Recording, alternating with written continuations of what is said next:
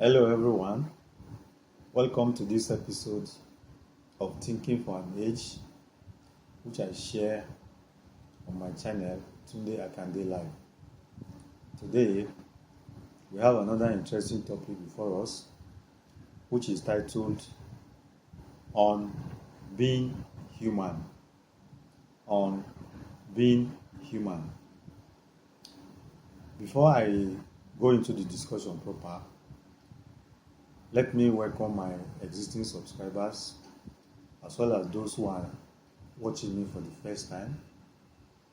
I want to encourage those who are watching me for the first time to like my videos, share them among loved ones, and subscribe to my channel. Remember also to turn on the notification icon so that you can always get notified each time I upload a new video. Let me quickly add also that the discussions I share here are usually designed to stimulate thought. And so I encourage all of you to endeavor to send in your comments and questions. Drop them in the comment section so that we can take the discussions further. Because, like I always say, it is practically impossible to exhaust any topic within the space of just one lecture. So, as you send in your comments and questions, we'll be able to know which gray areas to revisit. That said, let's now go quickly into the discussion, which, as I mentioned, is titled On Being Human. On Being Human. The human life is a process. It is an evolutionary process. Man starts as a seed, a spirit seed. He is to grow or evolve into a human being. He does not become a human being automatically. His creation simply started the process of his becoming a human being. Thus, he was created as a seed which was to grow and evolve into a human being. His evolution entails developing and imbibing human attributes incrementally. In this evolution, he is placed between the forces of egoism and altruism. These forces correspond to the lower self and the higher self. The duty of man is to overcome the lower self and allow his higher self to dominate him. The more he achieves this, the more he becomes a human being. Those who successfully become human beings are ultimately crowned with living and enjoying bliss eternally. The reverse, that is eternal destruction, becomes the fate of those who fail to become human beings. Thus, there are levels of humanity.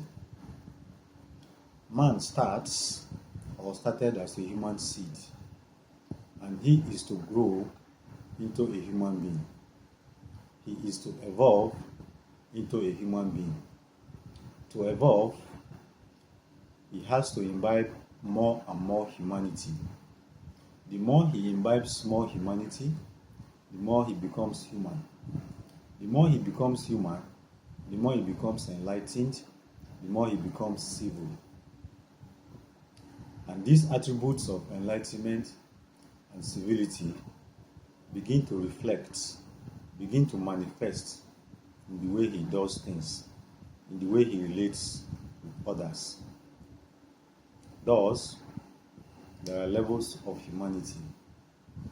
And this again is because man has free will. As I have said over and over again, The human possession of free will has many far-reaching implications. This is one of them again, which is that on account of his possession of free will, he can either evolve into a human being or degenerate into a beast. The more he departs from humanity, the more he fails or refuses to imbibe the human attributes, the more he moves towards the beastly world.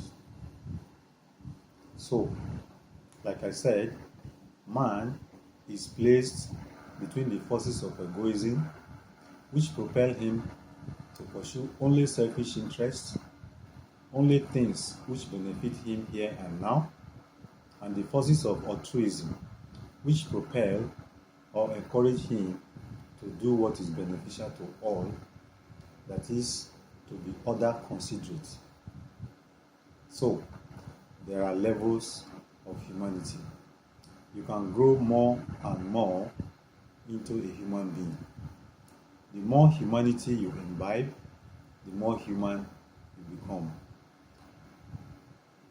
Ultimately, therefore, human beings are those who evolve to the level where they consciously and voluntarily do what is right at any point in time. It can thus be said that the goal of the human life is for man to evolve to that point where he consciously and voluntarily does what is right always. At that stage, he begins to cooperate with life.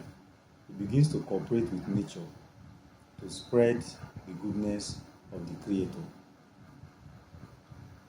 Every man is supposed to be a link in the chain for the spread of the goodness of the Creator.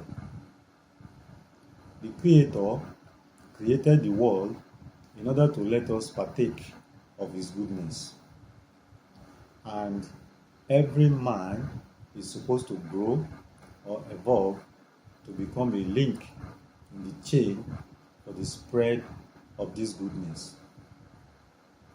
But unfortunately, some men constitute themselves into obstacles to the flow of this goodness. So, we must evolve into human beings by imbibing more and more humanity, by imbibing more and more of the human attributes, so that we can attain higher and higher levels of humanity and finally become human beings who will inherit life and live eternally in bliss.